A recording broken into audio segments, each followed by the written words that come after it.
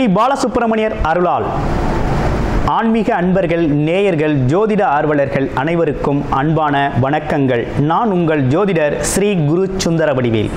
இப்போ பார்த்தீங்கன்னாக்க ஏப்ரல் மாதத்திற்கான பலாபலன்கள் ஒவ்வொரு ராசிக்கும் எப்படி இருக்குது அப்படிங்கிறத, என்ன செய்யலாம், என்ன செய்யக்கூடாது, என்ன விதமான வழிபாடுகள் உகந்ததாக இருக்கும், நட்சத்திர பலன்கள்லாம் ஒவ்வொரு ராசியில் இருக்கக்கூடிய நட்சத்திரங்களுக்கும் சிறப்பு பலன்கள்லாம் எப்படி இருக்குது அப்படிங்கிறதை பற்றி விரிவாக தெளிவாக நம்ம இந்த வீடியோ மூலமாக நம்ம பார்க்க இருக்கிறோம். அந்த வகையில் பார்த்தீங்க அப்படின்னு கேட்டிங்கனாக்க, இப்போ இந்த மாதத்தோட சிறப்புகள் என்னென்ன இருக்குது அப்படின்னு பார்த்தோம்னா, ஏப்ரல் மாதத்தில் 8 விதமான சுப முகூர்த்தங்கள் அப்படிங்கிற ஒரு விஷயம் ரொம்ப சிறப்பாக இருக்குது. அடுத்து பார்த்துங்க, பங்குனி உத்திர திருநாள் வருது. அடுத்து பாருங்கள், தமிழ் புத்தாண்டு. அடுத்து அட்சய திதியை. அடுத்து குரு பூஜை, பெரிய வியாழன் அப்படின்னு சொல்லி பல்வேறு விதமான நிகழ்வுகள் அப்படிங்கிறது இந்த மாதத்தில் நிறையவே இருக்குது. அதையும் தாண்டி வாஸ்து நாள் அப்படிங்கிறதும் இந்த மாதத்தில் இருக்குது. அப்போ இப்படிப்பட்ட சிறப்பு மிக்க இந்த மாதத்தில் உங்களுடைய ராசிக்கு இந்த கிரக பயிற்சிகள், கிரக மாற்றங்களால் என்னென்ன மாற்றங்களை நீங்கள் செஞ்சுக்கலாம், என்ன விதமான முயற்சிகள் கை கொடுக்கும் அப்படிங்கிறதை பற்றி விரிவாக தெளிவாக ஒவ்வொரு ராசிக்கும் மிக அழகாக பார்க்க இருக்கிறோம். நீங்கள் முழுமையாக இந்த வீடியோவை பாருங்கள். இப்போ உங்களுக்கு உங்களுடைய ராசிக்கு எப்படி இருக்கும் அப்படிங்கிறத இப்போ பார்க்கலாம். மகர ராசி காலச்சக்கரத்தின் 10வது ராசியான மகர ராசி தொழில் கர்மம் சம்பந்தப்பட்ட இடத்த குறிக்குது. அது இல்லாமல் பார்த்தீங்க அப்படின்னா, இவ்வளவு நாளாக சனி பகவான், அதாவது 7.5 சனி பாதிப்பில் இருந்தது மகர ராசி. இப்போ ஒரு முழுமையான விடுதலையை அடைஞ்சாச்சு. சனி பகவான் ராசிநாதனாக இருந்தாலும் அவரோட காலகட்டத்தில் நீதி நேர்மை தவறாமல் ஒரு பெரிய அனுபவத்தை உங்களுக்கு கொடுப்பாரு. அது எப்படின்னா, ரிலேஷன்ஷிப், சொந்த பந்தங்கள். அடுத்து மணி ஃப்ளோ, அதாவது வருமானம், வருமானத்திற்கான செலவு. அடுத்து பார்த்தீங்கன்னா உடல் ஆரோக்கியம், ஹெல்த் ரிலேட்டடான சில விஷயங்கள். இதிலெல்லாம் பார்த்தீங்கன்னா அவரோட பாதிப்புகளை தடம் பதிச்சிருப்பார். அவருக்குன்னு ஒரு ஸ்பெஷலாக கேரக்டர் என்னன்னு கேட்டிங்கன்னா, அனுபவத்தை கொடுப்பார். எல்லாத்துலேயுமே ஒரு இறுக்கமான ஒரு சூழ்நிலையை கொடுத்து அதில் பல்வேறு விதமான சம்பவங்களை நிகழ்த்தி அதில் இருக்கக்கூடிய நிறை குறைகளை எப்படி சீர்தூக்கி பார்க்குறீங்க அப்படிங்கிறதையும், மனநிலையில் எப்படி கலங்காமல் இருக்கிறீங்க, மனதில் எப்படி ஒரு ஸ்ட்ராங்காக இருக்குது அப்படிங்கிறதையும் ஒரு அசைச்சு பார்க்கக்கூடிய ஒரு சூழ்நிலை தான் இந்த 7.5 சனி காலம். ஃபஸ்ட்டு ஜென்மச்சனி, அடுத்து கொஞ்சம் கொஞ்சமாக மாற்றம் அடைஞ்சு இப்போ சனி பகவானிலேருந்து முழுமையான விடுதலை அடைஞ்சாச்சு. இனிமே சுதந்திரம் அப்படிங்கிற காற்று நம்மளோட ராசிக்கு வீச ஆரம்பிச்சிருச்சு. எந்த தடையும் இல்லை. எதிலெல்லாம் சிரமப்பட்டீங்களோ அவை அனைத்திலையும் சனி பகவான் போகையில் சிறப்பாக கொடுத்துட்டு போயிடுவார். அந்த அனுபவமே உங்களை மிகப்பெரிய ஆசானாக, குருவாக உங்களை வழிநடத்த போகுது.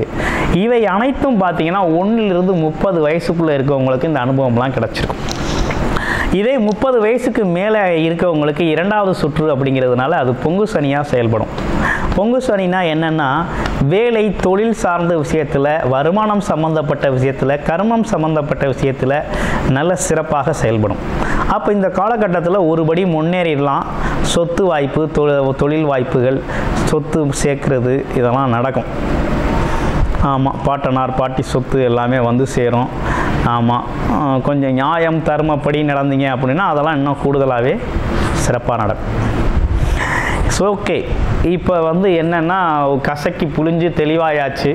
இதே 55 வயசுக்கு மேலே உள்ளவங்களுக்கெல்லாம் உடல் ஆரோக்கியத்தில் குறைபாடு இருக்கும்.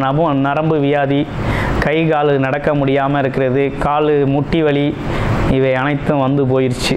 ஆமாம், அது மட்டும் இல்லாமல் உடலில் ஒரு சோர்வு, எவ்வளவு பேர் கூட இருந்தாலும் மனசில் ஒரு விரக்தி நிலை. ஆமாம், எதையோ உன்னை இழந்தது மாதிரி ஒரு சோகம், இவெல்லாம் வந்து போயாச்சு. இனி கொஞ்சம் சுதந்திரமாக வாழ்க்கையை சிறப்பாக செயல்படலாம். ஆமாம், அனுபவமே சிறந்த ஆசான் அப்படிங்கிறது மாதிரி மகர ராசி அன்பர்களுக்கு அற்புதமான அனுபவத்தை கொடுத்து வெளியேறியாச்சு. இனி மகர ராசியை பொறுத்த வகையில் ஒரு முக்கியமான விஷயம் என்னென்னா, தொழில் என்ன தான் வேலை பார்த்தாலும் வேலையில் ஒரு விருப்பம் இருக்காது. வேலை சம்பந்தப்பட்ட விஷயத்தை விட தொழில் சம்பந்தப்பட்ட விஷயத்தில் அதீத அக்கறை செலுத்தக்கூடியவர்களாக நீங்கள் இருக்கிறீங்க. அப்போ தொழிலில் ஜெயிக்கக்கூடிய தொழில் நுணுக்கங்கள் அனைத்துமே நீங்கள் தெரிஞ்சு வச்சுருக்கக்கூடிய அமைப்பு இருக்குது தொழில் செய்யக்கூடியவர்கள். ஆமாம், அந்த தொழில் நுணுக்கத்தோடு அந்த தொழிலை தொடங்கையில் மிகப்பெரிய முன்னேற்றம் அப்படிங்கிறது உங்கள் வாழ்க்கையில் சிறப்பாகவே அமையும். அடுத்து பாருங்கள், வேலை அப்படின்னு எடுத்துக்கிட்டோம்னா என்ன மாதிரி வேலை பார்ப்பீங்க அப்படின்னா, ஒரு உயர்வான இடத்துல தான் நிர்வாகம் சம்பந்தப்பட்ட துறையில் தான் நம்ம வேலைகள்லாம் இருக்கும். இதெல்லாம் எதை வச்சு சொல்கிறோம் அப்படின்னா, மகர ராசி அன்பர்களோட நிறைய ஜாதகங்கள் நமக்கு அனுப்பி பார்த்துருக்கீங்க. அனைவருக்கும் இந்த வீடியோ வாயிலாக மனமார்ந்த நன்றியை தெரிவிச்சுக்கிறோம். இப்போ என்னென்னு கேட்டிங்கன்னா, உங்கள் ராசிக்கு இந்த ஏப்ரல் மாதத்தில் என்ன நடக்க போகுது அப்படின்னா, வேலை, தொழில், வியாபாரம் இது மூணுலையுமே கொடிகட்டி பறக்க போகிறீங்க. எல்லாமே முன்னேற்றம் தான். ஏன்னா குருவோட பார்வை நேரடியாக உங்கள் ராசிக்கே விழுகுது. அது மட்டும் இல்லாமல் குரு பார்க்குற இடங்கள் அப்படின்னு எடுத்துக்கிட்டோம்னா லாபஸ்தானத்தை பார்க்குறார். அடுத்து எந்த இடத்த பார்க்குறார் அப்படின்னா, உங்கள் ராசிக்கு 9ஆம் இடம், 11ஆம் இடம் உங்களோட ராசி. இது எல்லாமே ரொம்ப முக்கியமான இடங்கங்க. 9ஆம் இடங்கிறது பாக்கியஸ்தானம். அப்பா வகையில் இருக்கக்கூடிய சொத்து உங்கள் தர்ம காரியப்படி உங்களோட வாழ்க்கையில் உங்களுக்கு நடக்கக்கூடிய அதிர்ஷ்ட யோகங்கள்லாம் அங்கே தான் செயல்பட போகுது. பயணங்கள் சம்மந்தப்பட்ட விஷயத்தில் மிகப்பெரிய முன்னேற்றம் காண போகிறீங்க. அதுலேயும் பார்த்தீங்கன்னா தெய்வ வழிபாடு, ஆன்மீகம் சம்பந்தப்பட்ட விஷயத்தில் நல்ல பதவிகள் கிடைக்கும். மனம் எப்போதுமே ரொம்ப ஆரோக்கியமாக இருக்கும், சீராக இருக்கும். எதிர்பார்க்காத விஷயங்கள்லாம் வந்து அசத்த போகுது. வருமானத்துலேயும் சரி, ரிலேஷன்ஷிப்லேயும் சரி முன்னேற்றம். அடுத்து 11ஆம் இடம் எண்ணங்கள் ஈடேறுதல், லாபம் அதிகரித்தல் அப்படிங்கிற ஒரு விஷயம் நடக்க போகுது. அப்போ என்னென்னா, நீங்கள் தொழில் முதலீடுகள்லாம் துணிஞ்சு பண்ணலாம். நீங்கள் செஞ்சுக்கிட்டு இருந்த தொழிலாக இருந்தாலும் சரி, புதுசாகவே தொழிலை ஆரம்பிக்க போகிறதா இருந்தாலும் சரி, பயப்படாமல் துணிஞ்சு செய்யுங்க. மிகப்பெரிய லெவலில் லாபத்தை சந்திக்க போகிறீங்க. அதுலேயும் ஷேர் மார்க்கெட் லாபம்லாம் நல்லா இருக்குது. திடீர் அதிர்ஷ்ட லாபம்லாம் நல்லா இருக்குது. ஆமாம், லாட்டரி யோகம் கூட இந்த காலத்தில் மகர ராசி அன்பர்களுக்கு சில பேருக்கு செயல்படும். அவங்களோட பிறப்பு ஜாதகத்தை நீங்கள் பார்த்துக்கிட்டு அதெல்லாம் நீங்கள் வாங்குறது நல்லது. ஏன்னா சனி பகவான் விடுதலை ஆகிட்டாலே மிகப்பெரிய பொருளாதார மாற்றத்தை கொடுப்பாரு. அந்த வகையில் நடக்கும். இன்னொரு பக்கம் லாபஸ்தானத்தை குரு பகவான் பார்க்கறதுனாலையும் எதிர்பாராத அதிர்ஷ்டம், திருப்பம், ஏற்கனவே கொடுத்த பணம் வர்றது. ஆமாம், அது மட்டும் இல்லாமல் நம்மளோட ஆசைகள்லாம் நிறைவேறுறது. ஆமாம், நீண்ட நாள் ஆசைகள், கார் வாங்கணும், வண்டி வாங்கணும், வீடு வாங்கணும், இடம் வாங்கணும், ஒரு தொழில் பெரிய லெவலில் தொழில் நகரம் தொழில் அமைக்கணும். ஆமாம், வெளிநாடு போகணும், வெளியூர் போகணும்.